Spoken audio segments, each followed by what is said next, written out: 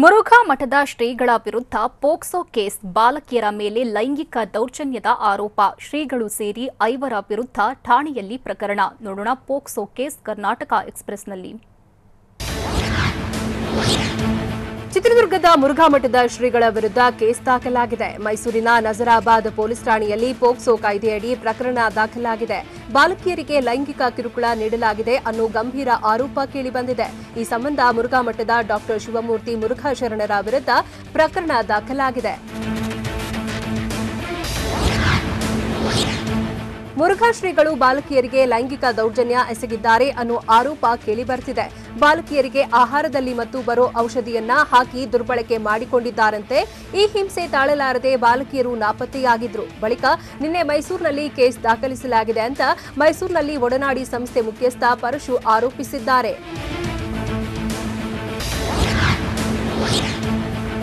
ತಿಂಗಳ ಹಿಂದೆ ನಾಪತ್ತೆಯಾಗಿದ್ದಾರೆ ಅಂತ ಹೇಳಲಾಗಿದ್ದ 2 ಬಾಲಕಿಯರು ಬೆಂಗಳೂರಿನ ಕಾಟನ್ಪೇಟೆ ಪೊಲೀಸ್ ಠಾಣಾ ವ್ಯಾಪ್ತಿಯಲ್ಲಿ ಕಾಣಿಸಿಕೊಂಡಿದ್ದರಂತೆ. ನಿನ್ನೆ ಮೈಸೂರಿಗೆ ತೆರಳಿ ಬಾಲಕಿಯರು ದೂರು ದಾಖಲಿಸಿದ್ದಾರೆ. ಮಕ್ಕಳ ಹಕ್ಕುಗಳ ರಕ್ಷಣಾ ಸಮಿತಿ ಶಿಫಾರಸಿನ ಅನ್ವಯ ಒಡನಾಡಿ ಸಂಸ್ಥೆ ಮೂಲಕ ಬಾಲಕಿಯರಿಬ್ಬರು ದೂರು ದಾಖಲಿಸಿದ್ದಾರೆ ಅಂತ ಒಡನಾಡಿ ಸಂಸ್ಥೆ ಮುಖ್ಯಸ್ಥ ಪರಶು ತಿಳಿಸಿದ್ದಾರೆ.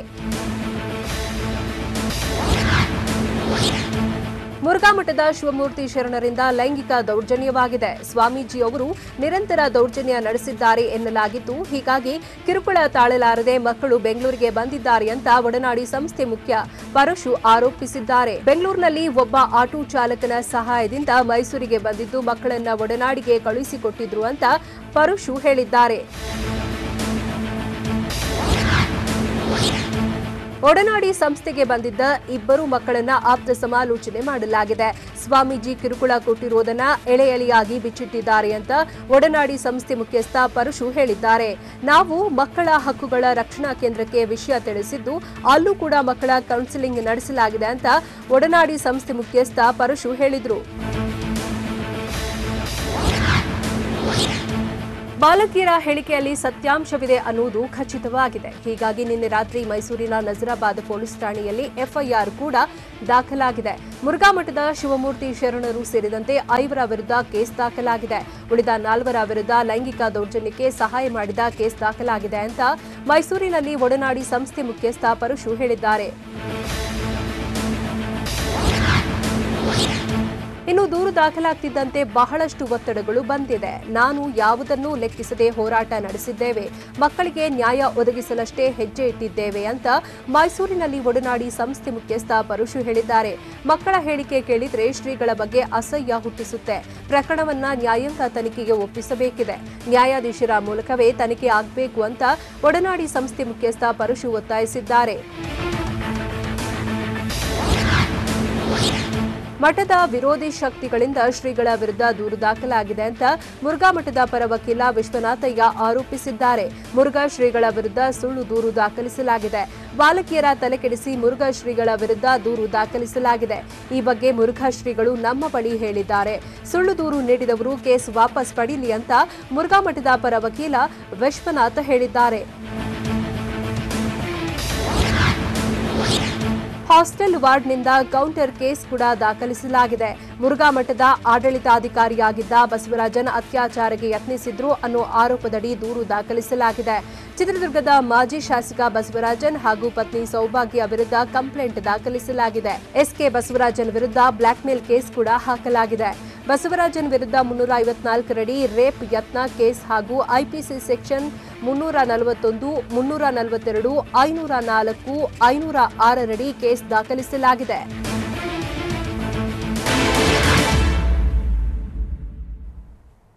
ಮುರುಘಾ ಶ್ರೀಗಳ ವಿರುದ್ಧ ನಡೆದಿದ್ದ ರಾಜಕೀಯ ಷಡ್ಯಂತ್ರ. ಆಡಳಿತಾಧಿಕಾರಿ ಬಸವರಾಜನ್ ವಿರುದ್ಧ ಕೇಸ್ ದಾಖಲಾಗಿದ್ದು ಯಾಕೆ? ಕಂಪ್ಲೇಂಟ್ ಬಗ್ಗೆ ಮೈಸೂರಿನ ಒಡನಾಡಿ ಸಂಸ್ಥೆ ಹೇಳಿದ್ದೇನು? ನೋಡೋಣ ದೌರ್ಜನ್ಯ ಕರ್ನಾಟಕ ಎಕ್ಸ್‌ಪ್ರೆಸ್‌ನಲ್ಲಿ. ಮೈಸೂರಿನ ನಜರ್ಬಾದ್ ಠಾಣೆಯಲ್ಲಿ ಬಾಲಕಿಯರ ಮೇಲೆ ದೌರ್ಜನ್ಯ ನಡೆಸಿದ ಆರೋಪ ಸಂಬಂಧ ಪೋಕ್ಸೋ ಕೇಸ್ ದಾಖಲಾಗಿದೆ. ಪ್ರಕರಣದ A1 ಡಾ ಶಿವಮೂರ್ತಿ ಮುರುಘಾ ಶ್ರೀಗಳು, A2 hostel lady warden, A3 Basavaditya, A4 Paramashivaiah, 5ನೇ ಆರೋಪಿ ಗಂಗಾಧರಯ್ಯ ವಿರುದ್ಧ ಕೇಸ್ ದಾಖಲಾಗಿದೆ. ಮಠದ ಕಾರ್ಯದರ್ಶಿ ಪರಮಶಿವಯ್ಯ, ವಕೀಲ ಗಂಗಾಧರಯ್ಯ ಸೇರಿದಂತೆ 5 ವಿರುದ್ಧ ಪೊಲೀಸ್ ಠಾಣೆಯಲ್ಲಿ ಕೇಸ್ ದಾಖಲಾಗಿದೆ. ಬಾಲಕಿಯರ ಮೇಲೆ ದೌರ್ಜನ್ಯ ಎಸಗಿದ ಕೇಸ್ ದಾಖಲಾದ ಬೆನ್ನಲ್ಲೇ ಮುರುಘಾ ಶ್ರೀಗಳನ್ನ ಭೇಟಿಗೆ ವಿವಿಧ ಮಠಗಳ ಸ್ವಾಮೀಜಿಗಳು ಆಗಮಿಸಿದ್ರು. ವಿರಕ್ತ ಮಠದ ಬಸವಪ್ರಭು, ಹೆಬ್ಬಾಳ ಮಠದ ಮಹಾಂತ ರುದ್ರ, ಒಳಹೊನ್ನಳ್ಳಿ ಮಠದ ಕಿರಣಶ್ರೀ, ಇಮ್ಮಡಿ ಸಿದ್ದರಾಮೇಶ್ವರ ಶ್ರೀ, ಶಾಂತವೀರ ಶ್ರೀ, ಯಾದವಾನಂದ ಶ್ರೀ ಭೇಟಿ ನೀಡಿ ಮುರುಘಾ ಶ್ರೀಗಳ ಜೊತೆ ಸಮಾಲೋಚನೆ ನಡೆಸಿದ್ರು. ಚಿತ್ರದುರ್ಗದ ಮುರುಘಾ ಶ್ರೀಗಳ ಭೇಟಿಗೆ ಕೆಲ ಮುಖಂಡರು ಆಗಮಿಸಿದ್ರು. ಗಣಿ ನಿಗಮದ ಮಾಜಿ ಅಧ್ಯಕ್ಷ ಲಿಂಗಮೂರ್ತಿ ಮುರುಘಾ ಮಠಕ್ಕೆ ಭೇಟಿ ಕೊಟ್ಟರು. ಲಿಡ್ಕರ್ ನಿಗಮದ ಮಾಜಿ ಅಧ್ಯಕ್ಷ ಓಶಂಕರ್ ಸೇರಿದಂತೆ ಹಲವರು ಶ್ರೀಗಳನ್ನ ಭೇಟಿ ಮಾಡಿದ್ರು. ಮಠಕ್ಕೆ ಭೇಟಿ ಕೊಟ್ಟು ಮುರುಘಾ ಶ್ರೀಗಳ ಜೊತೆಗೆ ಕೆಲ ಕಾಲ ಸಮಾಲೋಚನೆ ನಡೆಸಿದ್ರು. ಮುರುಘಾ ಶ್ರೀಗಳ ವಿರುದ್ಧ ಪೋಕ್ಸೋ ಕೇಸ್ ದಾಖಲಾದ ಹಿನ್ನೆಲೆಯಲ್ಲಿ ಮುರುಘಾ ಮಠದ ಸಲಹಾ ಸಮಿತಿ ಸಭೆ ನಡೆಸಿತು. ಮುರುಘಾ ಶ್ರೀಗಳ ನೇತೃತ್ವದಲ್ಲಿ ಸಲಹಾ ಸಮಿತಿ ಸಭೆ ನಡೆಸಿದ್ದು ವಕೀಲರು, ಭಕ್ತರು ಮತ್ತು ಮುಖಂಡರ ಜೊತೆ ಚರ್ಚಿಸಲಾಯಿತು. ಈ ವೇಳೆ ಶ್ರೀಗಳ ವಿರುದ್ಧ ಸುಳ್ಳು ದೂರು ದಾಖಲಾಗಿದೆ ಅಂತ ಆಕ್ರೋಶ ವ್ಯಕ್ತವಾಯಿತು. ರಾಜಕೀಯ ಷಡ್ಯಂತ್ರ ಹೂಡಿದವರ ವಿರುದ್ಧ ಹೋರಾಟ ನಡೆಸುವುದಾಗಿ ಸಭೆ ಬಳಿಕ ಮುಖಂಡರು ಆಕ್ರೋಶ ವ್ಯಕ್ತಪಡಿಸಿದರು. ಮುರುಘಾ ಶ್ರೀಗಳ ವಿರುದ್ಧ ಎಫ್ಐಆರ್ ದಾಖಲಾಗಿರುವುದು ಆಶ್ಚರ್ಯ ಏನಲ್ಲ ಅಂತ ರಾಮನಗರ ಜಿಲ್ಲೆ ಚನ್ನಪಟ್ಟಣದಲ್ಲಿ ಮಾಜಿ ಸಿಎಂ ಎಚ್ಡಿಕೆ ಹೇಳಿದ್ದಾರೆ. ಇದು ನನಗೆ ಆಶ್ಚರ್ಯ ತಂದ ವಿಚಾರ ಏನಲ್ಲ. 5 ರಿಂದ 6 ತಿಂಗಳ ಹಿಂದೆ ಹಲವಾರು ರೀತಿ ಚರ್ಚೆ ನಡೆಸ್ತಾ ಇದ್ರು. ಇದು ಧಾರ್ಮಿಕ ಕ್ಷೇತ್ರದ ಮೇಲೆ ಬೇರೆ ಪರಿಣಾಮ ಬೀರಬಾರದು ಅಂತ ಮಾಜಿ ಸಿಎಂ ಎಚ್ಡಿ ಕುಮಾರಸ್ವಾಮಿ ಪ್ರತಿಕ್ರಿಯಿಸಿದ್ದಾರೆ. ಹಾಸ್ಟೆಲ್ ವಾರ್ಡನ್ ಕೂಡ ಪ್ರತಿ ದೂರು ದಾಖಲಿಸಿದ್ದಾರೆ. ಮಾಜಿ ಶಾಸಕ ಎಸ್ಕೆ ಬಸವರಾಜನ್ ಹಾಗೂ ಪತ್ನಿ ಸೌಭಾಗ್ಯ ವಿರುದ್ಧ ಕೇಸ್ ದಾಖಲಿಸಿದ್ದಾರೆ ಅಂತ ಚಿತ್ರದುರ್ಗ ಜಿಲ್ಲಾ ಎಸ್ಪಿ ಕೆ ಪರಶುರಾಮ್ ಪ್ರತಿಕ್ರಿಯಿಸಿದ್ದಾರೆ. ಜುಲೈ 24ರಂದು ಹಾಸ್ಟೆಲ್ನ ಬಾಲಕಿಯರಿಬ್ಬರು ಗೇಟ್ ಪಾಸ್ ಪಡೆದಿದ್ರು. ಬೆಂಗಳೂರಿನ ಕಾಟನ್ಪೇಟೆ ಠಾಣಾ ವ್ಯಾಪ್ತಿಯಲ್ಲಿ ಪತ್ತೆಯಾಗಿದ್ರು. ಬಸವರಾಜನ್ ಬಾಲಕಿಯರನ್ನ ಕರೆತಂದಿದ್ರು. ಅನಧಿಕೃತವಾಗಿ ಬಾಲಕಿಯನ್ನ ವಶದಲ್ಲಿ ಇರಿಸಿಕೊಂಡಿದ್ರು ಅಂತ ಬಸವರಾಜನ್ ವಿರುದ್ಧ ಲೈಂಗಿಕ ದೌರ್ಜನ್ಯದ ದೂರು ದಾಖಲಿಸಿದ್ದಾರೆ ಅಂತ ಹೇಳಿದ್ರು.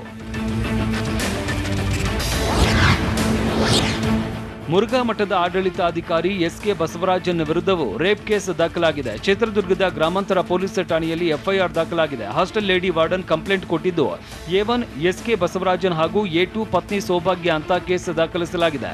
ಹಾಸ್ಟೆಲ್ನಲ್ಲಿ ಯಾರು ಇಲ್ಲದಿದ್ದಾಗ ರೇಪ್ ಯತ್ನ, ಮುರುಘಾ ಶ್ರೀಗಳ ವಿರುದ್ಧ ಷಡ್ಯಂತ್ರ, ಜೀವ ಬೆದರಿಕೆ ಹಾಕಿರುವ ಆರೋಪದ ಮೇಲೆ ದೂರು ದಾಖಲಿಸಿಕೊಳ್ಳಲಾಗಿದೆ. ಮಕ್ಕಳನ್ನ ಈಗಾಗಲೇ ಕೌನ್ಸೆಲಿಂಗ್ ಮಾಡಲಾಗಿದೆ. ಮಕ್ಕಳು ತಮಗಾದ ದೌರ್ಜನ್ಯದ ಬಗ್ಗೆ ಮಕ್ಕಳ ಆಯೋಗದ ಮುಂದೆ ಹಾಜರಾಗಿ ಹೇಳಿಕೆ ಕೊಟ್ಟಿದ್ದಾರೆ. ಮಕ್ಕಳು ಕೊಟ್ಟ ಮಾಹಿತಿ ಮೇರೆಗೆ ದೂರು ದಾಖಲಾಗಿದೆ ಅಂತ ಒಡನಾಡಿ ಸಂಸ್ಥೆ ಕೌನ್ಸಿಲರ್ ಸರಸ್ವತಿ ಮಾಹಿತಿ ನೀಡಿದ್ದಾರೆ. ಶ್ರೀಗಳು ಸಂಜೆ 6 ಗಂಟೆ ವೇಳೆ ಮಕ್ಕಳನ್ನ ಕರೆಸಿಕೊಂಡು ದೌರ್ಜನ್ಯ ಎಸಗ್ತಾ ಇದ್ರು ಅಂತ ಮಕ್ಕಳು ಮಾಹಿತಿ ಕೊಟ್ಟಿದ್ದಾರಂತೆ. ಸಿಬ್ಬಂದಿ ಕೂಡ ಸ್ವಾಮೀಜಿಗೆ ಸಹಾಯ ಮಾಡ್ತಾ ಇದ್ದು ಇದೇ ರೀತಿ ಹಲವಾರು ಮಕ್ಕಳ ಮೇಲೆ ದೌರ್ಜನ್ಯ ಆಗ್ತಾ ಇದೆ ಅನ್ನೋ ಮಾಹಿತಿ ಸಿಕ್ಕಿದೆ ಅಂತ ಒಡನಾಡಿ ಸಂಸ್ಥೆ ಕೌನ್ಸಿಲರ್ ಸರಸ್ವತಿ ಹೇಳಿಕೆ ಕೊಟ್ಟಿದ್ದಾರೆ. ಹಾಸ್ಟೆಲ್ನ ಇಬ್ಬರು ಬಾಲಕಿಯರನ್ನ ಎಸ್ಕೆ ಬಸವರಾಜನ್ ಮತ್ತು ಪತ್ನಿ ಸೌಭಾಗ್ಯ ವಶಕ್ಕೆ ಪಡೆದಿದ್ದಾರೆ. ಬಾಲಕಿಯರ ಪೋಷಕರ ಮಾಹಿತಿ ಪಡೆಯುವುದಕ್ಕೆ ನನಗೆ ನಿರಂತರವಾಗಿ ಹಿಂಸೆ ನೀಡ್ತಾ ಇದ್ರು ಅಂತ ಹಾಸ್ಟೆಲ್ನ ಲೇಡಿ ವಾರ್ಡನ್ ಆರೋಪಿಸಿದ್ದಾರೆ. ಈ ಕುರಿತಂತೆ ಚಿತ್ರದುರ್ಗದ ಗ್ರಾಮಾಂತರ ಪೊಲೀಸ್ ಠಾಣೆಯಲ್ಲಿ ವಾರ್ಡನ್ ಕಂಪ್ಲೇಂಟ್ ದಾಖಲಿಸಿದ್ದು ಎಫ್ಐಆರ್ ಆಗಿದೆ.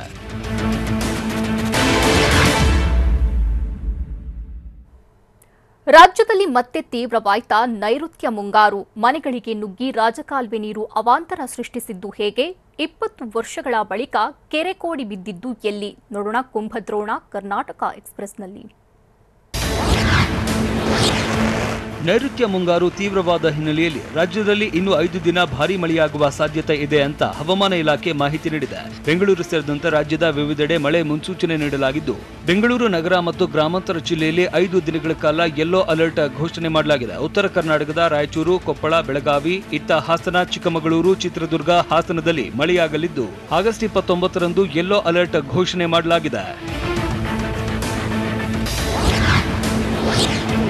ರಾಮನಗರದಲ್ಲಿ ರಾಜಕಾಲುವೆ ನೀರು ನುಗ್ಗಿ ಅವಾಂತರ ಸೃಷ್ಟಿಯಾಗಿದ್ದು ಕಾಲೋನಿ ನಿವಾಸಿಗಳು ಪರದಾಡುವ ಸ್ಥಿತಿ ನಿರ್ಮಾಣವಾಗಿದೆ. ಟಿಪ್ಪು ನಗರದಲ್ಲಿ ಇರುವ 50ಕ್ಕೂ ಹೆಚ್ಚು ಮನೆಗಳಿಗೆ ನೀರು ನುಗ್ಗಿದ್ದು ಮನೆಯಲ್ಲಿದ್ದ ಗೃಹೋಪಯೋಗಿ ವಸ್ತುಗಳೆಲ್ಲವೂ ಹಾನಿಯಾಗಿದೆ. ತಡರಾತ್ರಿ 3:30ರಿಂದ 4 ಗಂಟೆ ಸುಮಾರಿಗೆ ರಾಜಕಾಲುವೆ ನೀರು ಮನೆಗಳಿಗೆ ನುಗ್ಗಿದೆ. 25 ದಿನದ ಹಿಂದೆ ಕೂಡ ಇದೇ ರೀತಿಯಾಗಿ ಮನೆಗೆ ನೀರು ನುಗ್ಗಿ ಜನ ಪರದಾಡಿದ್ರು. ಇದೀಗ ಮತ್ತೆ ಅದೇ ರೀತಿಯಾದ ಪರಿಸ್ಥಿತಿ ನಿರ್ಮಾಣವಾಗಿದ್ದು ಜನಪ್ರತಿನಿಧಿಗಳ ವಿರುದ್ಧ ಆಕ್ರೋಶ ವ್ಯಕ್ತವಾಗಿದೆ.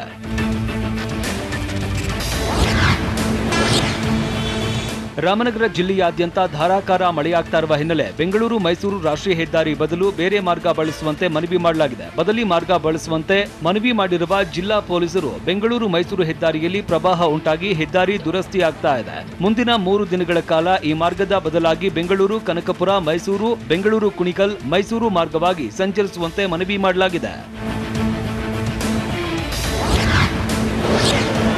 ರಾಮನಗರ ಜಿಲ್ಲೆಯಾದ್ಯಂತ ಮಳೆಯಿಂದಾಗಿ ಕೆರೆಗಳು ಕೋಡಿ ಬಿದ್ದಿವೆ ಅಂತ ಮಳೆ ಹಾನಿ ಪ್ರದೇಶಕ್ಕೆ ಭೇಟಿ ನೀಡಿದ ಎಚ್ಡಿಕೆ ಹೇಳಿದ್ದಾರೆ. ಚನ್ನಪಟ್ಟಣದಲ್ಲಿ ಮಾತನಾಡಿದ ಎಚ್ಡಿಕೆ, ಹಲವೆಡೆ ಅನಾಹುತ ಉಂಟಾಗಿದೆ. ಕಳೆದ ಬಾರಿಯೂ ಹೆದ್ದಾರಿ ಪ್ರಾಧಿಕಾರಕ್ಕೆ ಎಚ್ಚರಿಕೆ ಕೊಟ್ಟಿದ್ದೆ. ಇನ್ನು ಗಾಂಧಿ ಗ್ರಾಮದಲ್ಲಿ ಸುಮಾರು 50 ಮನೆಗಳಿಗೆ ನೀರು ನುಗ್ಗಿದೆ. ಬೆಂಗಳೂರು ಮೈಸೂರು ಹೆದ್ದಾರಿಯಲ್ಲಿ ಅವೈಜ್ಞಾನಿಕ ಕಾಮಗಾರಿ ನಡೀತಾ ಇದ್ದು, ಕಾಮಗಾರಿಗಳು ತ್ವರಿತವಾಗಿ ಆಗಬೇಕು ಅಂತ ಸಭೆ ನಡೆಸಿದ್ದೇನೆ ಅಂತ ಹೇಳಿದ್ರು. ಚಾಮರಾಜನಗರ ಜಿಲ್ಲೆಯಾದ್ಯಂತ ಕಳೆದ 3 ದಿನಗಳಿಂದ ಭಾರೀ ಮಳೆಯಾಗ್ತಾ ಇದ್ದು, ಭಾರೀ ಮಳೆಯಿಂದ ಜಿಲ್ಲೆಯ ಹಲವೆಡೆ ಅವಾಂತರ ಸೃಷ್ಟಿಯಾಗಿದೆ. ಇನ್ನು ಚಾಮರಾಜನಗರ ತಾಲೂಕಿನ ಜ್ಯೋತಿಗೌಡನಪುರ ಕೆರೆ 20 ವರ್ಷಗಳ ಬಳಿಕ ಕೋಡಿ ಬಿದ್ದಿದೆ. ಕೆರೆ ಕೋಡಿ ಬಿದ್ದಿದ್ದು ನೀರು ಜಮೀನುಗಳಿಗೆ ನುಗ್ಗಿದ್ದು, ಬಾಳೆ, ಅರಿಶಿನ, ಜೋಳ, ಅಡಕೆ ತೋಟಕ್ಕೆ ನೀರು ನುಗ್ಗಿ ಅವಾಂತರ ಸೃಷ್ಟಿಯಾಗಿದೆ. ಮತ್ತಷ್ಟು ಮಳೆ ಬಂದರೆ ಕೆರೆ ಒಡೆದು ಹೋಗುವ ಆತಂಕ ಎದುರಾಗಿದ್ದು, ಗ್ರಾಮಸ್ಥರು ಭೀತಿಯಲ್ಲಿದ್ದಾರೆ. ಭಾರೀ ಮಳೆಯಾಗ್ತಾ ಇರುವ ಕಾರಣ ತುಮಕೂರು ಜಿಲ್ಲೆಯ ಕೊರಟಗೆರೆ ತಾಲೂಕಿನ ತೀತಾ ಸೇತುವೆ ಕುಸಿದು ಹೋಗಿದೆ. ನಿನ್ನೆ ಬೆಳಗ್ಗೆ ಅರ್ಧ ಭಾಗ ಕುಸಿದಿದ್ದ ಸೇತುವೆ ಸಂಜೆ ವೇಳೆಗೆ ಸಂಪೂರ್ಣ ಕುಸಿತವಾಗಿದೆ. ನಿನ್ನೆ ಕೊರಟಗೆರೆ ಶಾಸಕ ಮಾಜಿ ಡಿಸಿಎಂ ಪರಮೇಶ್ವರ್ ಭೇಟಿ ನೀಡಿ ವೀಕ್ಷಿಸಿದ ಬಳಿಕ 5 ನಿಮಿಷದಲ್ಲಿ ಈ ಸೇತುವೆ ಬಿದ್ದು ಹೋಗಿದೆ. ಸದ್ಯ 2 ಕಡೆ ಓಡಾಟಕ್ಕೆ ನಿರ್ಬಂಧ ಹೇರಲಾಗಿದ್ದು, ಗುರವನಹಳ್ಳಿ, ತೀತಾ, ತೊಂಡೆಬಾವಿ, ಕೊರಟಗೆರೆ ಸಂಪರ್ಕ ಮಾಡುವ ರಸ್ತೆ ಸಂಪೂರ್ಣ ಬಂದ್ ಆಗಿದೆ. ಇದರಿಂದ 15 ಕಿಲೋಮೀಟರ್ ಸುತ್ತುವರೆದು ಬರಬೇಕಾದ ಪರಿಸ್ಥಿತಿ ನಿರ್ಮಾಣವಾಗಿದೆ. ಭಾರೀ ಮಳೆಯಿಂದಾಗಿ ಹೊಲಗಳು ಕೊಚ್ಚಿ ಹೋಗ್ತಾ ಇದ್ದು, ಅಧಿಕಾರಿಗಳಿಗೆ ಕಾಯದೆ ರೈತರು ತಾವೇ ಕಾಲುವೆ ತೆರವು ಮಾಡೋದಕ್ಕೆ ಮುಂದಾಗಿದ್ದಾರೆ. ಕೋಲಾರ ತಾಲೂಕು ಚೌಡದೇನಹಳ್ಳಿ ಗ್ರಾಮದಲ್ಲಿ ಘಟನೆ ನಡೆದಿದ್ದು, ಮಳೆಯಿಂದ ಲಕ್ಷಾಂತರ ರೂಪಾಯಿ ಬೆಳೆ ನೀರು ಪಾಲಾಗ್ತಾ ಇದೆ. ರೈತರಿಗೆ ಜಿಲ್ಲಾಡಳಿತ ಮತ್ತು ಸ್ಥಳೀಯ ಪಂಚಾಯಿತಿ ಅಧಿಕಾರಿಗಳು ಸರಿಯಾಗಿ ಸ್ಪಂದಿಸ್ತಾ ಇಲ್ಲ. ಹೀಗಾಗಿ ಸ್ವಂತ ಹಣ ಖರ್ಚು ಮಾಡಿ ರೈತರೇ ಜೆಸಿಬಿ ಮೂಲಕ ಕಾಲುವೆ ಕ್ಲೀನ್ ಮಾಡಿಸ್ತಾ ಇದ್ದಾರೆ. ಕಳೆದ 2 ದಿನಗಳಿಂದ ಸುರಿತಾ ಇರುವ ಭಾರೀ ಮಳೆಗೆ ಕೋಲಾರ ಜಿಲ್ಲೆಯ ಕೋಲಾರಮ್ಮ ಕೆರೆ ತುಂಬಿ ಭೋರ್ಗರೆದು ಹರಿತಾ ಇದೆ. ಅದ್ಭುತ ದೃಶ್ಯಗಳನ್ನ ನೋಡೋದಕ್ಕೆ ಜನ ತಂಡೋಪತಂಡವಾಗಿ ಆಗಮಿಸ್ತಾ ಇದ್ದು, ಮನೋಹರ ದೃಶ್ಯಗಳನ್ನ ಕಣ್ತುಂಬಿಕೊಳ್ತಾ ಇದ್ದಾರೆ. ಇನ್ನು ಚನ್ನಪಟ್ಟಣದಲ್ಲಿ ನೀರಿನ ರಭಸಕ್ಕೆ ರಸ್ತೆಯೇ ಬಿರುಕು ಬಿಟ್ಟಿದೆ. ಕುಡಿಯುವ ನೀರು ಕಟ್ಟೆ ಕೋಡಿ ಬಿದ್ದು ರಸ್ತೆ ಮೇಲೆ ನೀರು ಹರಿದ ಪರಿಣಾಮ ಚನ್ನಪಟ್ಟಣದ ತಟ್ಟೆಕೆರೆ ಬಳಿ ರಸ್ತೆ ಬಿರುಕು ಬಿಟ್ಟಿದೆ. ಸೂರ್ಯನಗರಿ ರಾಯಚೂರು ಜಿಲ್ಲೆಯಲ್ಲಿ ಭಾರೀ ಮಳೆಯಾಗ್ತಾ ಇದ್ದು, ಜಿಲ್ಲೆಯಾದ್ಯಂತ ಹಳ್ಳ ಕೊಳ್ಳಗಳು ತುಂಬಿ ಹರಿತಾ ಇವೆ. ಸಿರವಾರ ತಾಲೂಕಿನ ಹಳ್ಳಿ ಹೊಸೂರು ಗ್ರಾಮದ ಸೇತುವೆ ಮುಳುಗಡೆಯಾಗಿದ್ದು, ಮುಳುಗಡೆ ಆದ ಸೇತುವೆ ಮೇಲೇನೆ ಬಸ್ ಮತ್ತು ವಾಹನಗಳ ಓಡಾಟ ನಡೆಸ್ತಾ ಇವೆ. ಮುಳುಗಡೆಯಾದ ಸೇತುವೆ ಮೇಲೆ ವಾಹನ ಸವಾರರ ದುಸ್ಸಾಹಸ ಮಾಡ್ತಾ ಇದ್ದು, ಅಪಾಯವನ್ನ ಅರಿಯದೆ ಜನ ಹರಿಯುವ ನೀರಿನಲ್ಲಿ ಓಡಾಟ ನಡೆಸ್ತಾ ಇದ್ದಾರೆ. ಬಾಧಿತ ಮೈದಾನದಲ್ಲಿ ಗಣೇಶೋತ್ಸವಕ್ಕೆ ಹೇಗಿದೆ ತಯಾರಿ? ಆಗಸ್ಟ್ 30ರಂದು ಯಾರಿಗೆ ಸಿಗಲಿದೆ ಗಣೇಶ ಪ್ರತಿಷ್ಠಾಪನೆಯ ಅವಕಾಶ? 3 ಹೆಂಡಿರ ಮುದ್ದಿನ ಕಳ್ಳ ಸಿಕ್ಕಿಬಿದ್ದಿದ್ದು ಹೇಗೆ? ನೋಡೋಣ ಬೆಂಗಳೂರು ಕರ್ನಾಟಕ ಎಕ್ಸ್‌ಪ್ರೆಸ್‌ನಲ್ಲಿ. ಚಾಮರಾಜಪೇಟೆ ಮೈದಾನದಲ್ಲಿ ಗಣೇಶೋತ್ಸವ ಆಚರಣೆಗೆ ಅನುಮತಿ ನೀಡುವ ಕುರಿತಂತೆ ಸಿಎಂ ಬೊಮ್ಮಾಯಿ ಸಮಸ್ಯೆ ಆಗದಂತೆ ಈ ವಿಚಾರವನ್ನು ನಿಭಾಯಿಸಿ ಅಂತ ಸಿಎಂ ಸೂಚಿಸಿದ್ದಾರೆ. ಆಗಸ್ಟ್ 15ರಂದು ಸಮಸ್ಯೆ ಇಲ್ಲದ ರೀತಿ ಧ್ವಜಾರೋಹಣ ಮಾಡಿದಂತೆ ಈ ವಿಚಾರವನ್ನು ನಿಭಾಯಿಸಿ ಅಂತ ಸಚಿವ ಅಶೋಕ್ಗೆ ಸಿಎಂ ಸೂಚಿಸಿದ್ದಾರಂತೆ. ಅಷ್ಟೇ ಅಲ್ಲ, ಸಿಎಂ ಹಾಗೂ ಕಂದಾಯ ಸಚಿವ ಅಶೋಕ್ ನೇತೃತ್ವದಲ್ಲಿ ಉನ್ನತ ಅಧಿಕಾರಿಗಳ ಜತೆ ಸಭೆ ನಡೆಸಿದ್ದಾರೆ. ಸಂಘರ್ಷದ ಮೈದಾನದಲ್ಲಿ ಗಣೇಶೋತ್ಸವಕ್ಕೆ ಅನುಮತಿ ನೀಡುವ ಕುರಿತು ಆಗಸ್ಟ್ 30ರಂದು ಅಂತಿಮ ನಿರ್ಧಾರ ಪ್ರಕಟಿಸುತ್ತೇವೆ ಎಂದು ಕಂದಾಯ ಸಚಿವ ಆರ್ ಅಶೋಕ್ ಹೇಳಿದ್ದಾರೆ. ಚಾಮರಾಜಪೇಟೆ ನಾಗರಿಕ ಒಕ್ಕೂಟದ ಜೊತೆ ಸಭೆ ಬಳಿಕ ಮಾತನಾಡಿದ ಅವರು, ಸೋಮವಾರ ವಕ್ಫ್ ಬೋರ್ಡ್ ಮೇಲ್ಮನವಿ ಸಲ್ಲಿಸುವ ಸಾಧ್ಯತೆ ಇದೆ. ಈಗಾಗಲೇ ಕಂದಾಯ ಇಲಾಖೆ ಸುಪ್ರೀಂಗೆ ಕೇವಿಯಟ್ ಹಾಕಿದೆ. ಸರ್ಕಾರನೇ ಗಣೇಶೋತ್ಸವ ಆಚರಿಸಿದ್ರೆ ಒಳ್ಳೆಯದೆಂದು ಅಭಿಪ್ರಾಯವಿದೆ. ಆಗಸ್ಟ್ 30ರಂದು ಅಂತಿಮ ನಿರ್ಧಾರ ತಿಳಿಸುತ್ತೇವೆ ಎಂದರು.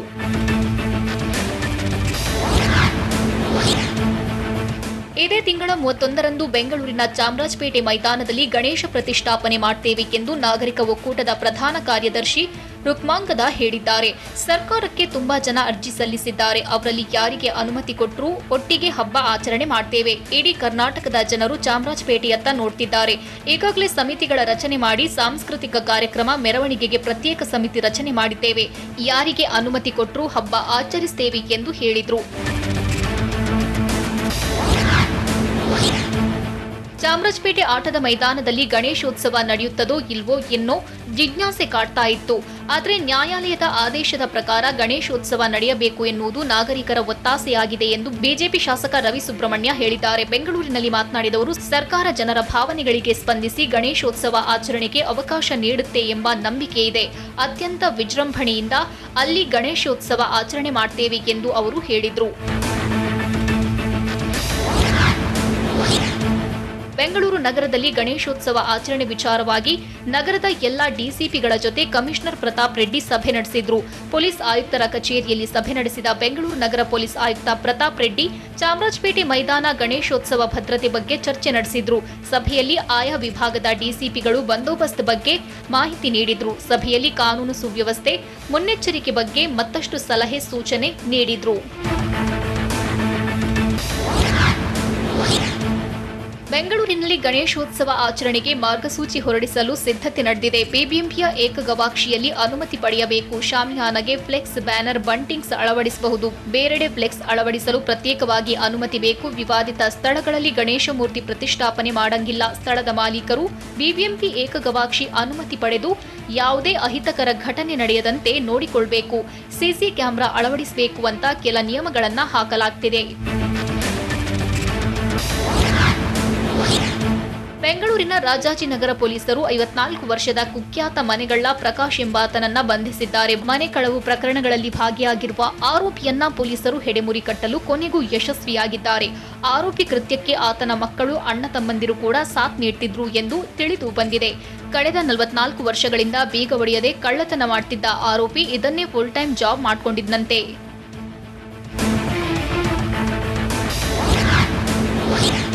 ಕುಖ್ಯಾತ ಮನೆಗಳ್ಳ ಪ್ರಕಾಶನ ಹಿಸ್ಟ್ರಿ ಕೂಡ ಅವನ ಕಳ್ಳತನದಂತೆ ಇಂಟ್ರೆಸ್ಟಿಂಗ್ ಆಗಿದೆ. ಕೋಲಾರ, ಶಿವಮೊಗ್ಗ, ಬಳ್ಳಾರಿಯಲ್ಲಿ ಒಟ್ಟು 3 ಮದುವೆಯಾಗಿದ್ದ ಈ ಭೂಪನಿಗೆ ಒಟ್ಟು 7 ಜನ ಮಕ್ಕಳು. ಇದುವರೆಗೂ 164ಕ್ಕೂ ಹೆಚ್ಚು ಮನೆಗಳನ್ನ ದೋಚಿದ್ದಾನೆ. ರಾಜ್ಯದ ವಿವಿಧೆಡೆ ತನ್ನ ಕೈಚಳಕ ತೋರಿಸುತ್ತಿದ್ದ ಈ ಖತರ್ನಾಕ್ ಕಳ್ಳ ಬೆಂಗಳೂರು, ಕೋಲಾರ, ಬಳ್ಳಾರಿ, ಶಿವಮೊಗ್ಗ, ಚಿತ್ರದುರ್ಗ, ಗುಲ್ಬರ್ಗ ಸೇರಿದಂತೆ ಗೋವಾ, ಕೇರಳದಲ್ಲೂ ಮನೆಗಳ್ಳತನ ಮಾಡಿದ್ದಾನಂತೆ. 1978ರಲ್ಲಿ ತನ್ನ 10ನೇ ವಯಸ್ಸಿಗೆ ಕಳ್ಳತನಕ್ಕಿಳಿದಿದ್ದ ಆರೋಪಿ ಇದುವರೆಗೂ ಸುಮಾರು 20ಕ್ಕೂ ಹೆಚ್ಚು ಬಾರಿ ಜೈಲು ರುಚಿ ಕಂಡಿದ್ದಾನೆ.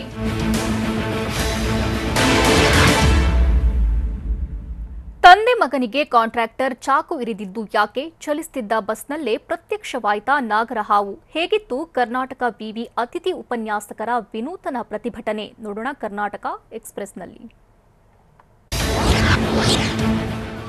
ಚಲಿಸ್ತಾ ಇದ್ದ ಕೆಎಸ್ಆರ್ಟಿಸಿಯಲ್ಲಿ ನಾಗರಹಾವು ಪ್ರತ್ಯಕ್ಷವಾದ ಘಟನೆ ಚಿಕ್ಕಬಳ್ಳಾಪುರದಲ್ಲಿ ನಡೆದಿದೆ. ಚಿಕ್ಕಬಳ್ಳಾಪುರದಿಂದ ಶಿಡ್ಲಘಟ್ಟಕ್ಕೆ ಹೋಗ್ತಾ ಇದ್ದ ಬಸ್ಸಿನ ಇಂಜಿನ್ನಲ್ಲಿ ನಾಗರಹಾವು ಪ್ರತ್ಯಕ್ಷವಾಗಿದ್ದು ಕೆಲಕಾಲ ಆತಂಕ ಸೃಷ್ಟಿಯಾಗಿತ್ತು. ತಕ್ಷಣ ಬಸ್ ನಿಲ್ಲಿಸಿ ಪ್ರಯಾಣಿಕರನ್ನ ಕೆಳಗೆ ಇಳಿಸಿದ ಚಾಲಕ ಉರುಗ ತಜ್ಞರಿಗೆ ಮಾಹಿತಿ ನೀಡಲಾಯಿತು. ಸ್ಥಳಕ್ಕೆ ಬಂದ ಉರುಗ ತಜ್ಞ ಪೃಥ್ವಿರಾಜ್ ಹಾವು ಹಿಡಿದು ರಕ್ಷಣೆ ಮಾಡಲಾಯಿತು.